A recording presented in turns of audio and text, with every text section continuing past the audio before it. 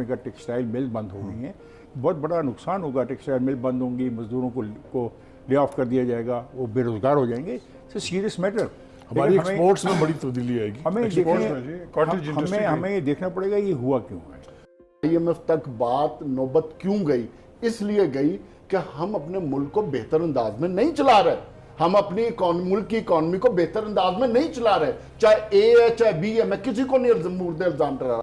जय हिंद दोस्तों, मैं महेंद्र शर्मा स्वागत करता हूं वन वर्ल्ड हिंदी में आपका। उम्मीद करता हूं आप खुश और स्वस्थ हैं। दोस्तों आइए दिखाते हैं पाक मीडिया के एक लेटेस्ट डिबेट, जिसमें कैसे अब पाकिस्तानी चिकम चेली शुरू कर दिया इन्होंने, क्योंकि इनको ये तक पता चल गया है कि पाकिस्तान एक बीमारी का नाम है जिसका इलाज सिर्फ और सिर्फ IMF के पास है, और उस बीमारी का नाम है इनकी बढ़ती बेरोजगारी, गरीबी और भूखमरी। इस भूखमरी को सिर्फ और सिर्फ अगर कोई मिटा सकता है तो IMF से आई हुई दवाई भी, जो पैसे के नाम पे होती है, वो ही मिटा सकती है। आज ये खुद कबूल कर रहे हैं कि पाकिस्तान की ये बीमारियां आज तक किसी भी पॉलिटिशियनों ने मिटाने की कोशिश नहीं की, जबकि जिन्होंने जितना समेटा वो अपना लेके बाहर निकल गए। तो कहीं ना कहीं आज पाकिस्तान को ऐसे गड्ढे में डाल दिया इन पाकिस्तानी राजनीतिज्ञों ने और नेताओं ने।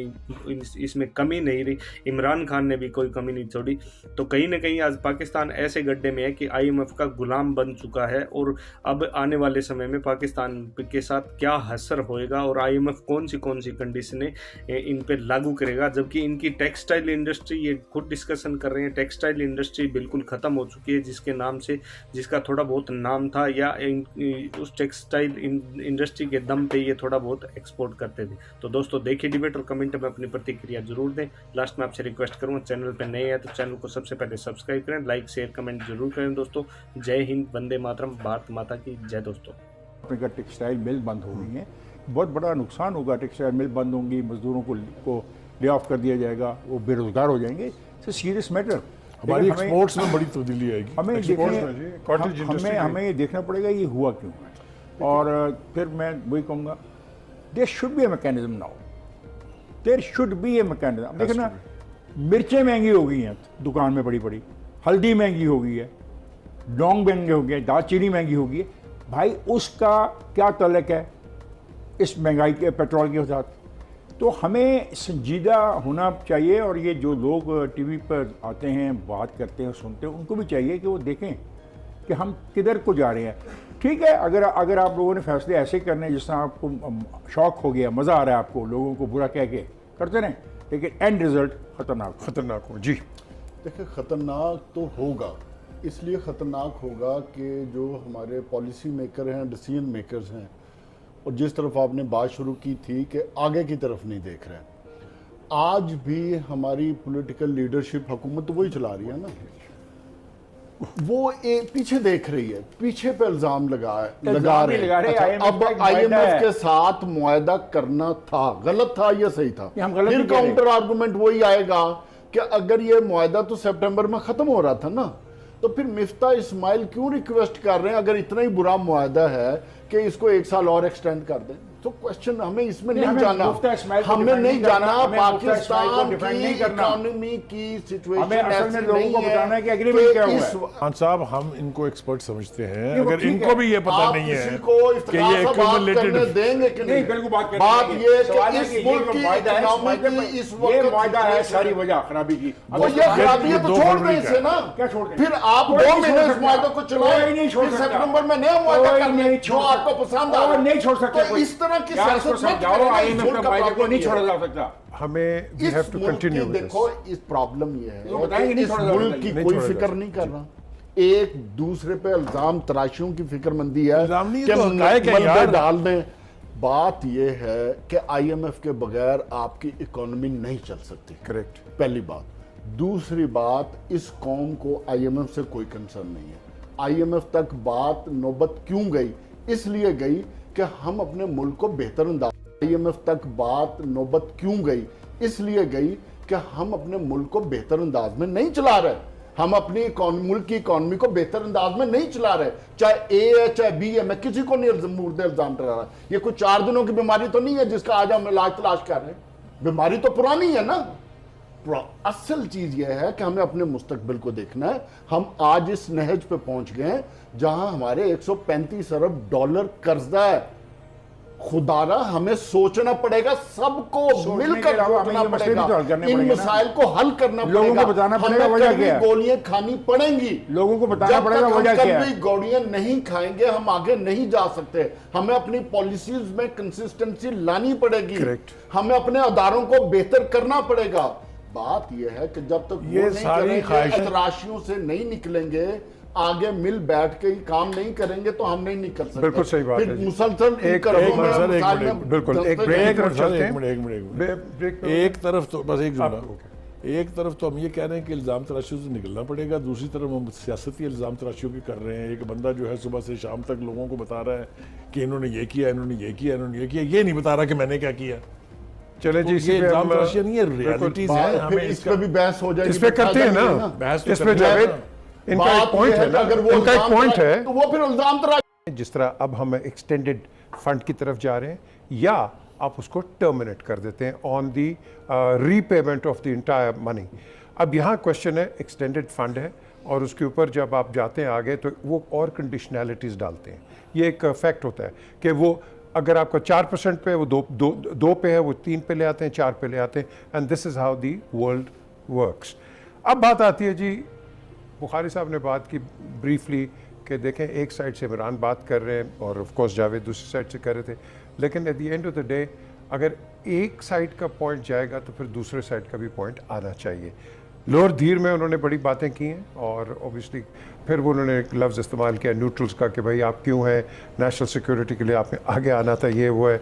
लेकिन इम्पॉर्टेंट चीज़ एक और आ गई है कि ISI को कहा गया है कि आप स्क्रीन करें ऑफिशियल अपॉइंटमेंट्स को। ये पहले भी होती थी बाय द वे, ये इसको हाईलाइट पता नहीं क्यों कर रहे हैं, ये पहले भी होती थी, आज भी हैं, और खैर लोगों को बता दिया। क्यों जी बुखारी साहब ये है कि नहीं, ये बताएं मैं मुझे। अर्ज करूँ आपसे, ये पहले सिलेक्टिवली हुकूमत जो है वो IB के जरिए करवाती IB थी। के जरिए कराती थी, बिल्कुल सही। Only selective. ये जो एग्रीमेंट हुआ है ये इसलिए डिबेटेबल है और इसके ऊपर डिबेट हो रही है कि जो अपॉइंटमेंट होगी, जो प्रमोशन होगी, जो ट्रांसफ़र होगी, वो ISI वेट करेगी। इसका मतलब ये हुआ कि हुकूमत की रनिंग में जितनी ब्यूरोक्रेसी आपको चाहिए, जितने आपको इंपॉर्टेंट अपॉइंटमेंट चाहिए, वो सारी ISI वेट करेगी। इसका एक पैरेलल मैं ड्रॉ कर सकता हूँ कि जो इंपॉर्टेंट पोजीशन होती हैं वो अमेरिका के अंदर भी बाकायदा उसकी पब्लिक हेयरिंग होती है, यानी जो की स्लॉट्स हैं उसकी Key slots, बाकायदा yeah. इंटरव्यू और वो दिखाया जाता है पब्लिक को। वहाँ तक तो ठीक है, लेकिन ये मेरी समझ से बालातर है कि ये फैसला क्यों हुआ है। लेकिन प्रैक्टिकली तो ये सारा कुछ हो रहा है ऑलरेडी। नहीं, पहले IB के साथ ये सही कह रहे हैं, जो ये सही TJ कह रहे will हैं। bear me out। 2 दिन पहले आपका ग्रेड 21 से 22 का बोर्ड हुआ है, उसमें मैं आपको अफसरों के नाम बता देता हूँ जिनको इसलिए कहा गया कि आपकी ISI की रिपोर्ट ठीक नहीं है। ये आप इनकी बात सुन लें। मैं सिर्फ ये कहना चाह रहा हूँ कि मैंने जो कहा, जितना मैं जानता हूँ सिस्टम को, कि हमारे यहाँ हुकूमत का डिस्कशन थी कि वो किस ऑफिसर के बारे में IB से इन्वेस्टिगेट करवाना चाहती है, किसकी बैकग्राउंड बताएं हमें आप, इसकी रेपुटेशन बताएं हम, इसका हमें ट्रैक रिकॉर्ड बताएं जी। ये जो एग्रीमेंट है, जो मेरी अंडरस्टैंडिंग है इसकी, कि any appointment, any transfer, any posting will be vetted इसको ऑफिशियली कर दिया ना, ऑफिशियल कर दिया उन्होंने। वो करते हैं। इसकी क्यों जरूरत पेश आई, ये सारी बैकग्राउंड जो है ये अभी तक हम तक नहीं पहुंची है। हमने तो सिर्फ ये पता लगा कि ये एग्रीमेंट हो गया है। हम तो वो करते हैं कि कोई ना कोई बंदा जो है हुकूमत का, वो हमें बताएगा कि इसकी कंपल्सन क्या थी। जी क्या इसमें वो भी शामिल हैं, अदलिया भी शामिल है? जी, मेरा तो ख्याल है अदलिया नहीं होगी जी। एवरीवन। तो अगर अदलिया नहीं है तो फिर ये क्या है? सर उनका अपना डिपार्टमेंट है, नहीं, सुप्रीम मतलब जुडिशियल क्या- काउंसिल ये क्या- है। ये क्या मतलब हुआ? ये क्या मतलब हुआ? खान साहब आपको प्लीज ये क्या मतलब हुआ? नहीं, अभी हमें पता नहीं ये है। क्या मतलब हुआ? नहीं, हमें मैं- पता नहीं है मेरा ना अभी। सवाल है ना, ये क्या मतलब हुआ कि कुछ सेक्रेट काउज यहाँ पे रखनी है हमेशा के लिए? नहीं, मेरा They are ख्याल not है, answerable मेरा even- नहीं ख्याल even तमाम जो सिक्योरिटी, ये पहला सवाल है कि ऐसा क्यों है। जावेद को शायद पता नहीं है, आज इसने ये बताया यहाँ पे CCPO था जिसने बड़ा एक गलत स्टेटमेंट दिया था एक औरत के रेप के बारे में। उसके बारे में ये था कि उसकी प्रमोशन ना होने की शेख वजह- उमर नाम था। शेख उमर की प्रमोशन होने की वजह ये इन एजेंसियों की रिपोर्ट ही थी, उसके अखबारात में तफसील छप गई थी। मेरा सवाल कुछ और है। मैं कहता हूँ कि अगर इससे रियासत को कोई फायदा है तो फिर इसमें एक्सेप्शंस नहीं होने चाहिए। एक्सेप्शन नहीं होनी चाहिए।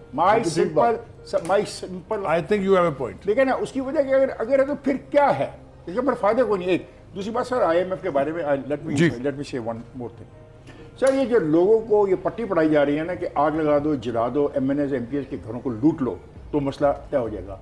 मैं लोगों को ये बताना चाहता हूँ कि आप ये सब कुछ भी कर लें तब भी ये मसला ठीक नहीं होगा, मसला ख़राब होगा।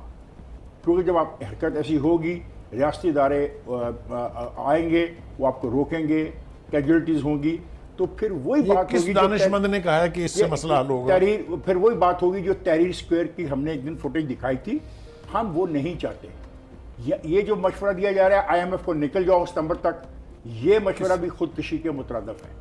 हम अब IMF के मुआहदे से नहीं निकल सकते। मुझे पसंद है या नहीं, इमरान खान ने अच्छा किया या बुरा किया, ये बहस सियासी तो हो सकती है, लेकिन इक्तिसादी तौर पे अब हमें इस पे चलना पड़ेगा। हमारी गर्दन फंसी मुश्किल हुई है दिन इसके आ रहे हैं, मुश्किल दिन आ रहे हैं और हमें इनको भुगतना है। बिल्कुल ठीक बात की है इफ्तिखार साहब ने, लेकिन मेरा इस वक्त जो कंसर्न है वो ये है कि आम आदमी पे प्रेशर बढ़ता जा रहा है दिन ब दिन, और उसको कोई कंसर्न नहीं है कि हमारी पॉलिटिकल एलीट IMF के पास क्यों जा रही है, क्या मजबूरी है। बिकॉज वो आम आदमी है ना, उसकी 20-25 हज़ार तनख्वाह बेचारे की, उसने अपने बिजली का बिल देने, उसने अपने गैस के बिल देने, बाकी उसने अपना घर का निज़ाम चलाना, उसको कोई नहीं।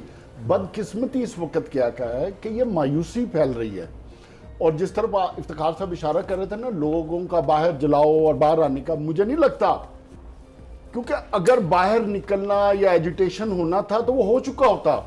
अब बात उससे